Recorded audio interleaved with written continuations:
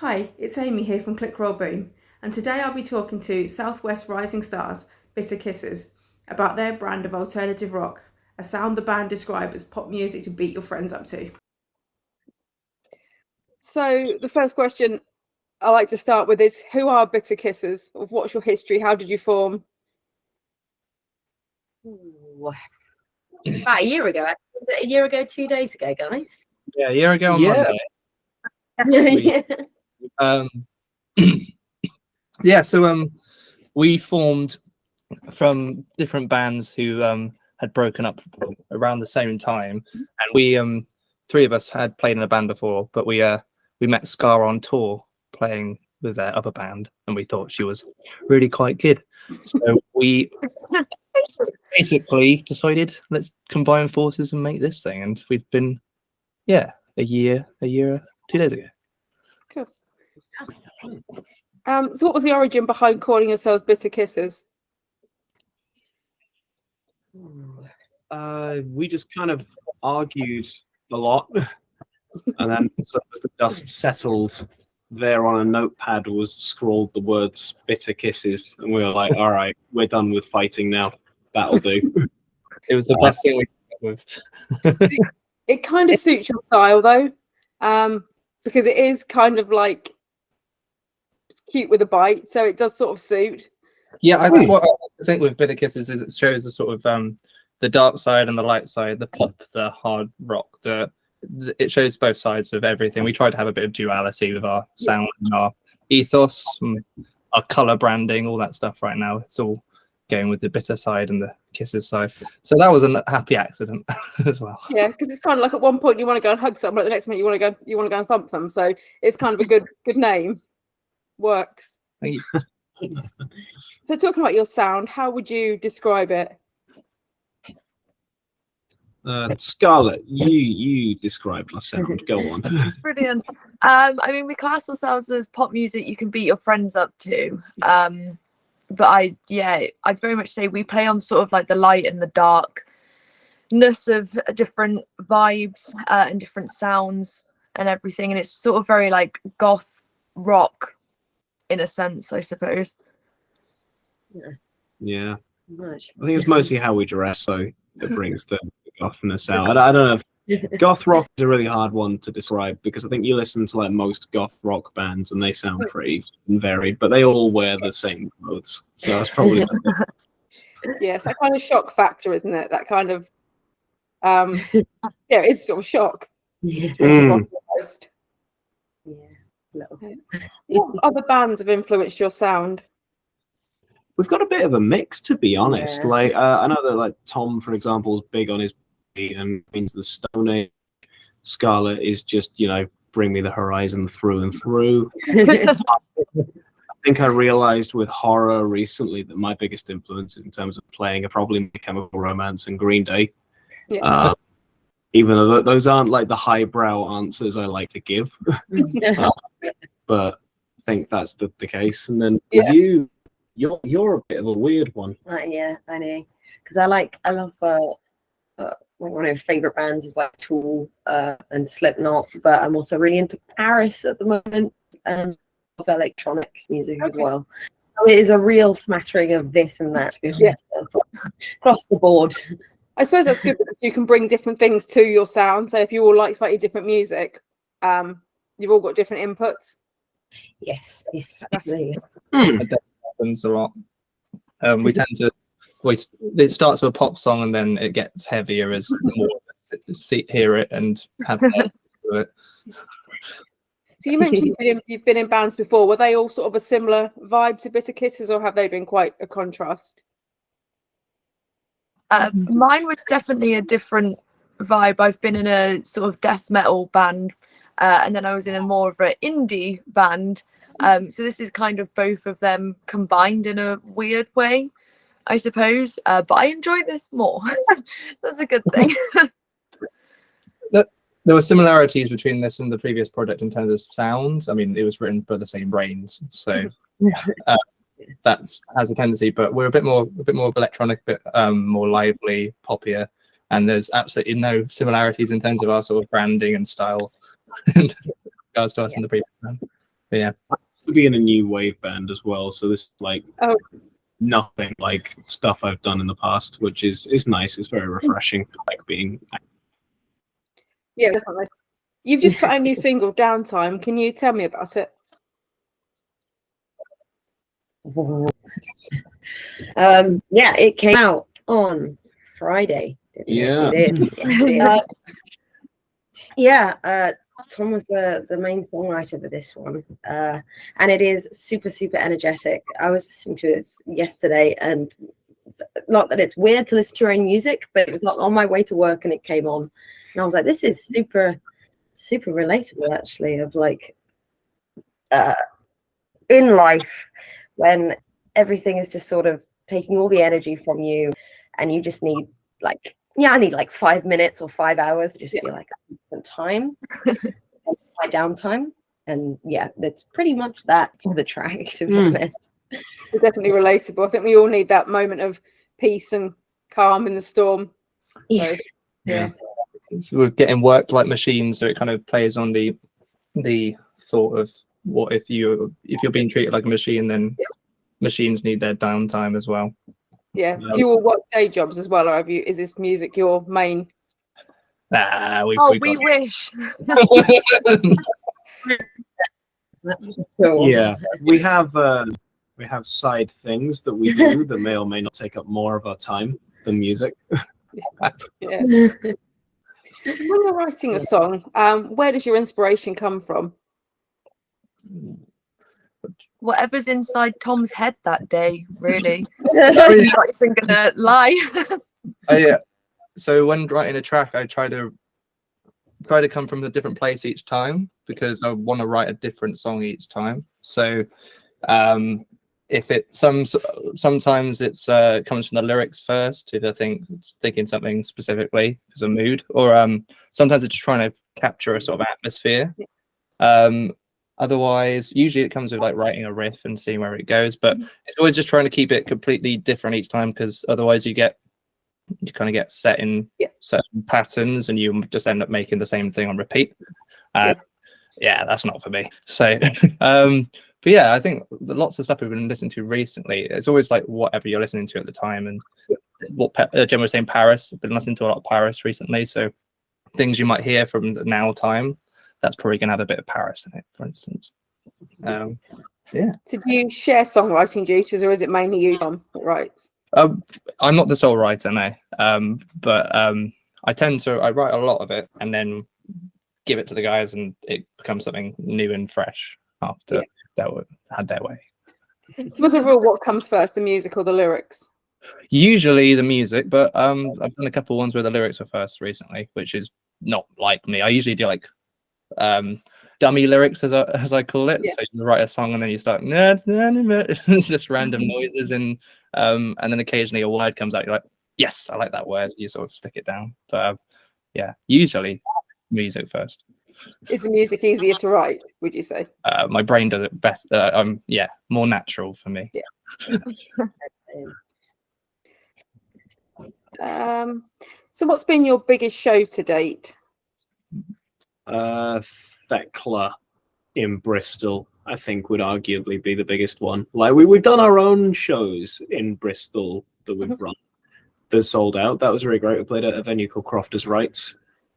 But the biggest one we've done was an event put on by our friends in a company called We Need Bands, who did it at Thekla, which, for people who don't know, is a boat. It's a really cool, a big boat.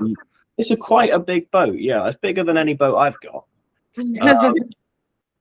But yes, we did that. It was great. It's a very tall stage, and I went to jump off of it at one point. I did jump off of it and got really scared, because I think about halfway down I realized that it was probably as tall as I thought it was. Yeah. Not good. Have you gigged outside of sort of your area, from sort of Bristol, Bathway? Have you ventured up the country or around the country yet? We've not quite gone as much up as we would like to, but we played in Hope Cove on Saturday, which was really fun. It was quite surreal, playing in a venue where you could see the beach, Wow. and like just nice sands and a sunset and everything. And we're back down in Plymouth and Exeter and places like that. But it's been a bit of a struggle getting sort of up north. Yeah. Unfortunately. You made it to London yet? No. No. The London, right? The North and London are kind of our wish list areas. Yeah. The Southwest, man, we got gigs coming out of our ears around here. It's wonderful, but as soon as we try to get anywhere a bit more metropolitan and with less of a West Country accent in the population, we've not made. Norfolk. We've got some great venues in Norfolk. Oh, I'd love to. Let us know some of the names of the We places. will, I will. Hell Yeah, yeah. definitely. Really? So have you got a favourite show to date? Ooh, I think the Crofters one you were talking about was my favourite. I'd That was say Crofters too. our first headline show, and so we kind of first time we got to control everything. We got to brand it and make it all in line with our first single, and it sold out. So everything felt lovely and good. Scarlett made unique merch for it. And a backdrop. Let's not forget the backdrop. That thing took ages and I've stained my carpet. But yeah, that one felt like there was a lot of moving parts going into making it work, and it worked. So that was great. Have you ever suffered from stage fright? And if you have, how do you overcome it? Ooh. No. Not I have a small bit of anxiety, so every now and then I do get a bit of stage fright, in a sense of, oh my god, what if I like pass out, which has almost happened once or twice because it's been really hot. Yeah. But I feel as soon as we actually start, I kind of just forget about it. Yeah. I suppose, and that's the beauty of music, which is horrible to say, but it's true. But I think I'm possibly the only one. I feel Gemma sometimes is like, oh my god, before a show, and then we just kind of like breathe with each other, and it's like, sick. Okay, let's do this. True. I haven't really suffered from stage fright for years now, to be honest. It's just such a natural thing for us, and I think that there's a beautiful aggression to live rock shows where you can kind of have this I don't give a shit attitude if something's gone wrong. It's sort of like, no, I didn't play it wrong. You listened wrong. We're just going to move on and carry on with the show. Who cares? And he uses that every show. No, I'm kidding. Yeah, he's a antagonist, this one. Does it affect your performance if you're at a show, say you're supporting a band or you're at a multi-band event and the people aren't necessarily there to see you and they're more reserved, so they stand back from the stage, they're not as engaged in your music because they don't know it? Does that affect how you perform, or do you just perform like there's no one in the room? We will perform the same way every single time. Every time without fail. Even if they're not moving, we'll jump into the crowd and we'll walk around them and say hi as we play, and just make them leave the venue thinking, wow, I need to know this band. Yeah. Because I go to quite a lot of small bands in my area, and when I see the crowd sort of standing right back from the stage, talking amongst themselves, and I just think that band must be looking out at people talking amongst themselves and not looking at them and not being engaged. I think it must be soul destroying to perform to an audience like that. Yeah, I'm not going to deny that has had a soul destroying feeling, but that doesn't mean that like the autopilot of what you're physically doing on stage, you still act the same way and performing the same way. There's a good, if your soul is being crushed, you do not let that on. No. Play it like it's Wembley, no matter what. Basically, definitely don't refer to your set as just being rock music. Ask for a men to try to clap for you. That's one thing we've learned from Royal Blood recently. Oh god, yeah, the memes. I suppose the thing is, even in a disengaged crowd, if you can sell one CD or get one stream on Spotify, you've achieved something. It's been worthwhile. Yeah. There's always within that sea of people, there is always going to be a handful of people that are fully paying attention to you, fully like what they hear from you as well. So yeah, you just kind of focus in on those people and just do it for them as opposed to the other people that are being rude at the end of the day. And for yourselves, I guess. Yes. Oh yeah, definitely. So have you ever had a fan ask you anything particularly strange or particularly sweet at a show or anywhere? Ooh. I had a fan. sold an amp recently, and somebody had listened to our songs. Obviously, I'm a drummer. I don't use this amp, so I was like, I'm just gonna get rid of it. And yeah, he had listened to our songs, and he was like, "Oh, can you sign it for me?" And I was like, "We've been a band for not even a year yet. We've got 2 songs out, and you're asking me to sign your amp." It was the strangest thing ever. I couldn't sign the amp, so I signed a sticker and gave it to him instead. And he messaged me like, "Oh my God, that was the best thing ever. Thank you so much." And I loved it, but it felt a little bit odd. Very sweet. Yeah. That's about it for me, really. Fans have never really been that odd to me. I had a fan dislocate my knee whilst we were playing once. That was an odd experience. He was very eagerly running towards me, and my leg very eagerly decided to move with him. And then we had a little sit down and sing along on the floor afterwards. It was great. It was pretty sweet. What band would you most like to tour with? Which is the biggest one right now? It would have to be Queens of the Stone Age for me. A few of us saw them last week, and they're just nothing pops for me. Enter Shikari constantly for me. I think we've got a small bit of a old Shikari vibe to us, especially with some of the new stuff that Tom has been writing recently.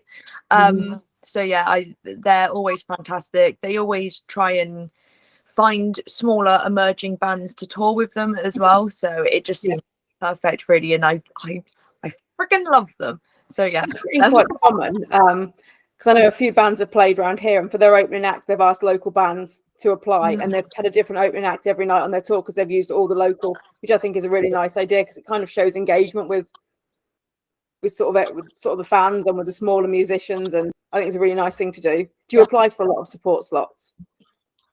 when we can. I don't really know if we have yet. We can usually find out about the support slots after they've been taken. That's Yeah, that's true. Is there much of a music scene down your way, sort of Bristol way? Oh yeah.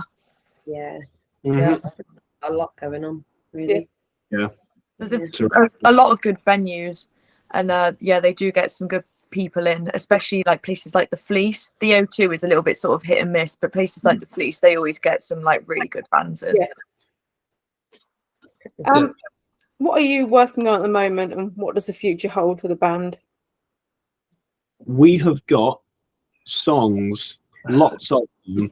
We actually just had this meeting the other day because I think we're all sort of panicking slightly. Like we've recently recorded like a batch of songs. Downtime is like the third of this quite big batch of songs that is coming out, and we realized that when we get to the end of that, we're kind of leaping off a cliff a little bit. So realized that in all the gigging and the release schedules and the touring, we haven't actually really written more songs or gotten them to a place where they're ready to be played and recorded. So I think our next job is to go through about 5 or 6 songs that we've got sort of within the ether of our collective brains, and make them something that we can actually turn into a product.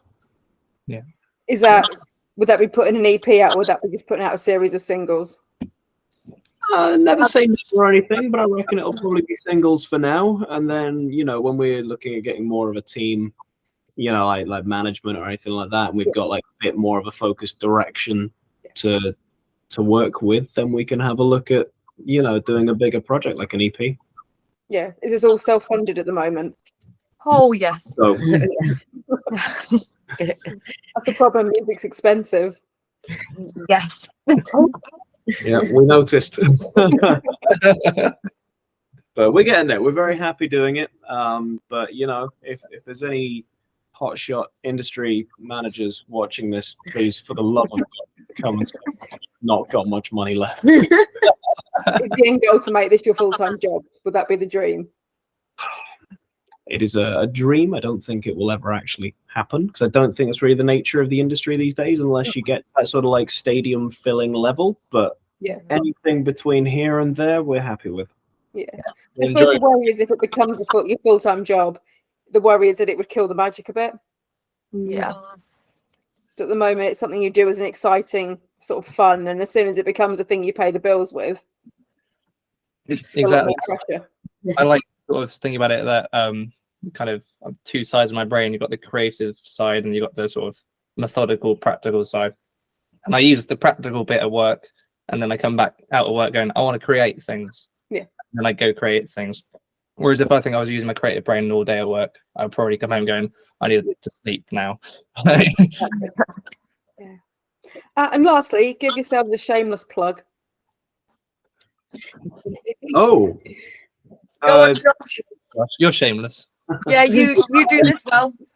please go and listen to our song. It's called Downtime. It's on all of the good streaming services. It's also on Spotify and YouTube.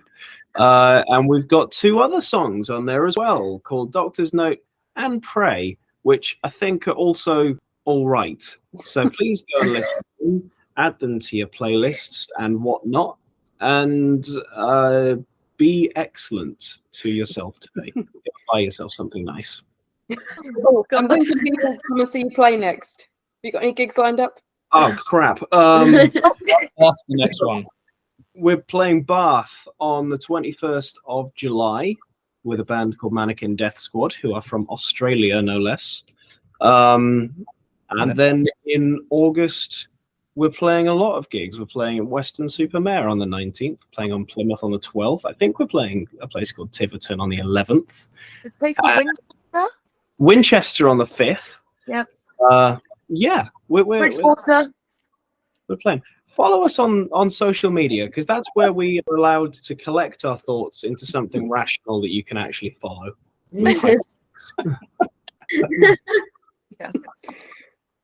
Brilliant. Thank you very much for talking to me. It's been a pleasure. Thank It's been you. fun. Thank you very much. Yeah, Good luck with your single and good luck with all your gigs and stuff. If you send us a list of the gigs, I'll add them in the video description. Ah, Amazing. Yes, we'll do. Perfect. Thank you very much.